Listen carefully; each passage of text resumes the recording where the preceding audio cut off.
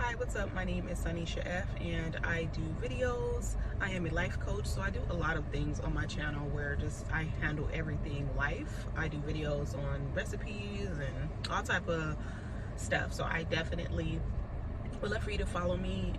I have channels on multiple platforms of social media through Facebook, Instagram, TikTok, all of the things. So yeah, I definitely would love for you to follow me. I just want to come on because I'm doing videos talking about being humble, and I just definitely wanted to reiterate and just know that I don't want people to confuse being humble with being ran over.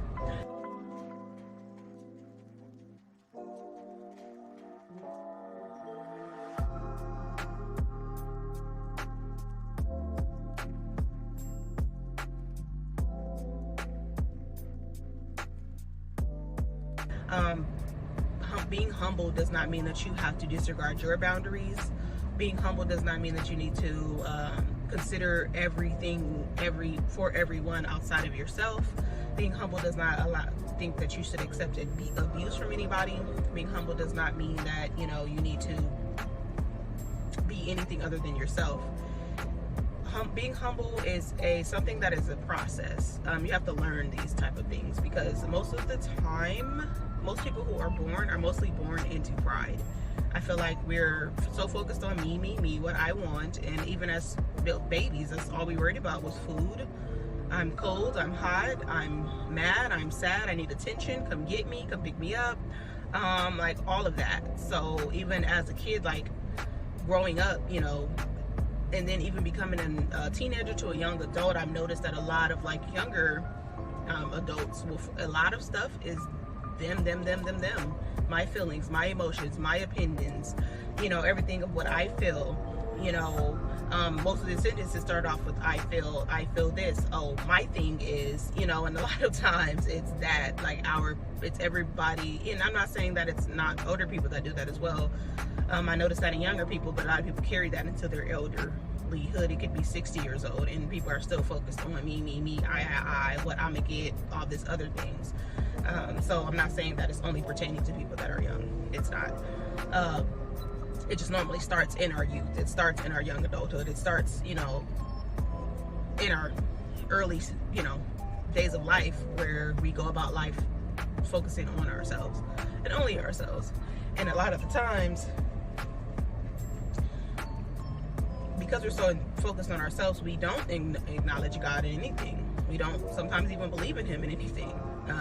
We don't acknowledge a lot of things about ourselves and the issues that we need to heal, the areas that we need to be responsible for, the stuff that we need to not project on other people. And a lot of the times pride comes from projections. A lot of the times pride comes from how people feel about themselves, and they project it on others because that's their way of feeling like they need to feel better about themselves, and that's completely pride. Like even with Jesus, He probably was the most humble of them all because He allowed for people to disrespect Him in certain ways, but His was for a purpose. His was for a greater good of the entire world. Us allowing disrespect and abuse and certain things like that is not for that. This even comes from pride because you're thinking of yourself too highly than what you ought to think. You're not saving the entire world. There are times where God will ask us to humble ourselves in situations where we can clap back or we can hit somebody back in other cases of that sort. But you need to definitely know God in his voice. But if His law requires for us, if somebody smites us on the cheek, to turn the other cheek, that is going to cause for us to be humble. And a lot of us are not that humble, and I can't say that I am that humble to allow somebody to hit me and I don't respond with another response. But either way it goes, that still requires being humble, and it's still a process. That's something you have to deal with within your heart and deal with your belief system and deal with your faith.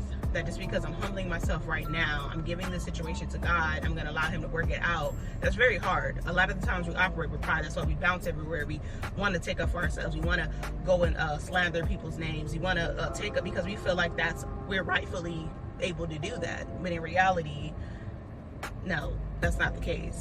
So even with that, what I was stating was that pride is not something that you should I mean, not just pride. Being humble is not something that you should allow be your excuse for abuse.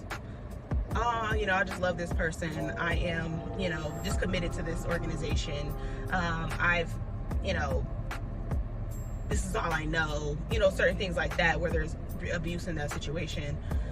Or it causes you to turn a blind eye to certain things, like certain stuff going on with your children. You think it's being humble, but it's more just making an excuse because you don't have the willpower to deal with certain things head on. So you kind of cower back and you withdraw back because you don't want to deal with something head on. And with that, that would not be being humble. Like, that's not being humble, that's just you making excuses. You know, so it's very interesting. So I don't want to get people confused with what being humble is. It's definitely a process. I do feel like you have to completely commit yourself to the work of being humble in order to receive what humility is. And with that, it's going to cause you to feel disrespected at times. It's going to cause you to feel disregarded. It's going to cause you to feel like you're not standing up for yourself. Like, the first response to everything is to protect ourselves, or fight or flight, or something like that. You know, we always do have these initial responses to everything because that's how either we were raised, that's just all we know, certain things. But being humble is something that you have to learn. Being humble, you have to fast and pray on those, because you're denying your flesh, and the more you deny your flesh, the easier it becomes to be humble. But being humble, just because it becomes easier to be humble does not mean it is easy to be humble.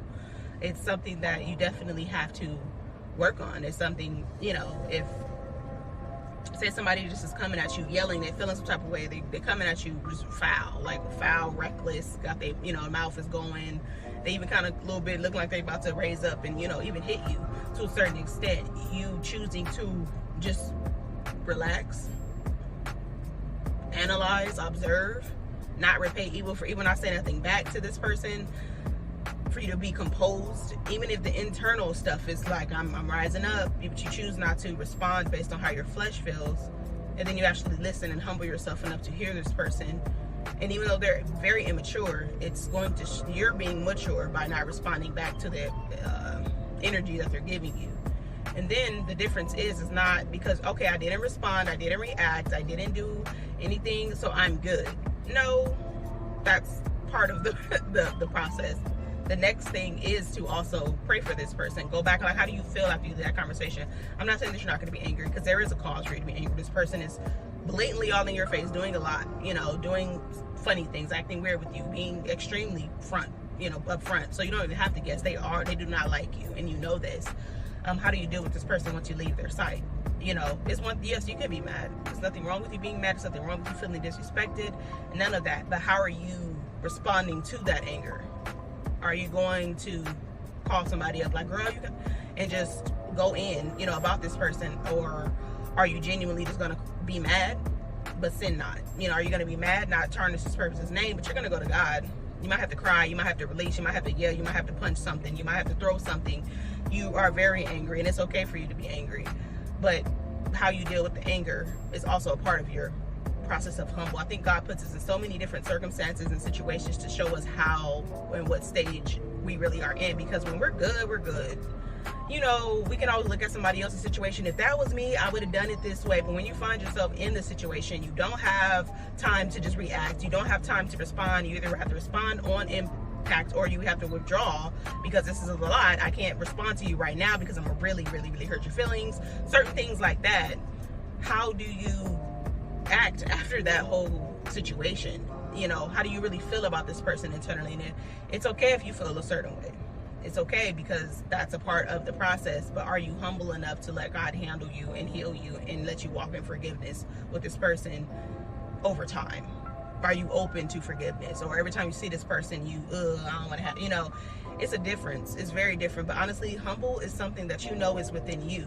A lot of people are going to look at you. A lot of people are going to see you for their perspective and their conclusions and whatever thoughts that they have about you or information they have about you. But being humble is not getting the confirmation from other people that you're humble.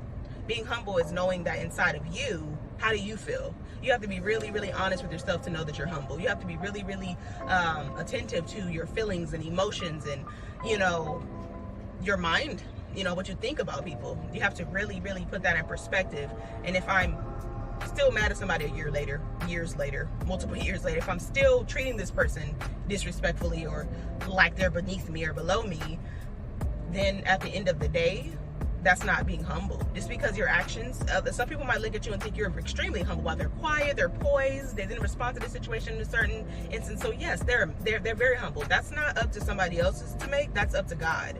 And that's between you and God. And at the end of the day, God knows every aspect. He knows the numbers of hairs on our head. So he knows what you're really handling and what you're really dealing with by your heart. He really knows.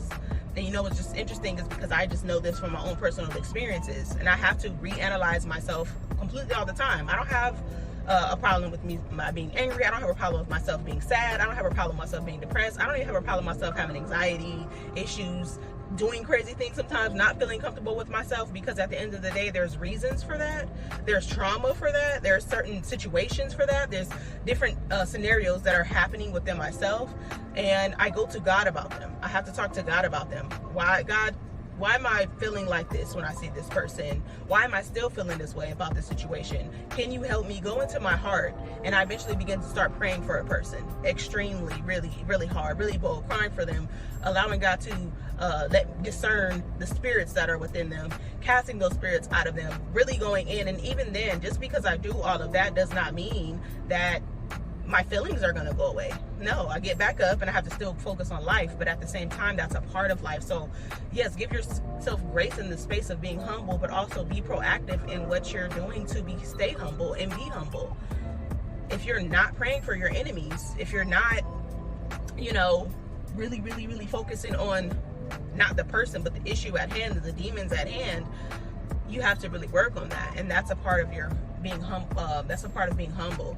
And then also spending your time with God, because our pride can most of the time, our pride is not with the people, it's mostly with our relationship with God. And if we're lacking in that area, we're going to treat people poorly. If we're lacking in that area, we're going to treat ourselves poorly. If we're lacking in that area, we're not going to know how to give ourselves proper boundaries. If we're lacking in communication with God, we're actually listening, not just praying, because it's not a religious thing that you go and you pray every day. I'm going to pray every day. I'm going to acknowledge God. I'm going to, no, it's actually, are you hearing from him? And are you getting the instructions that are according to his word? Because he's not going to tell you to do anything that's not according to his word. And you have to humble yourself to know that he's right. And I'm not always right when it comes to dealing with my life and other people.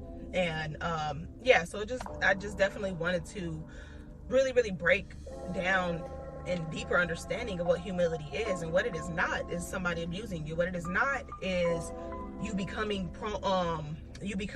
obsolete to your feelings or reactions to something. You're a human being.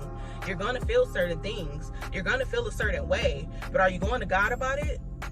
That's the thing. You really have to go to God about your emotions. You have to cast all your cares on him. He knows already, but he just wants to see you in a better space. He's the only person that can heal you. It's only being humble is the results of being humble are miracles. It becomes miracles.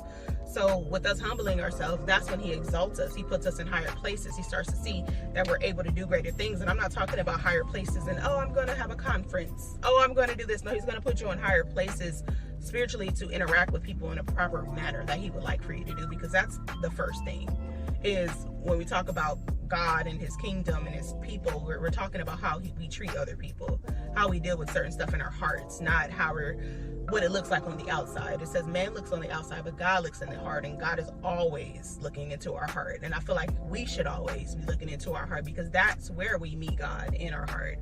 But yeah, thank you so much for watching this video. Actually, I pray that you have gotten enlightened. I pray that you have gotten restored. I pray that you've gotten new information. I pray, that you share this video with somebody who, you might know that, that this could be a blessing too. You definitely can follow me at all social medias at Sunnisha F. And I definitely will be looking forward to more videos. Thank you.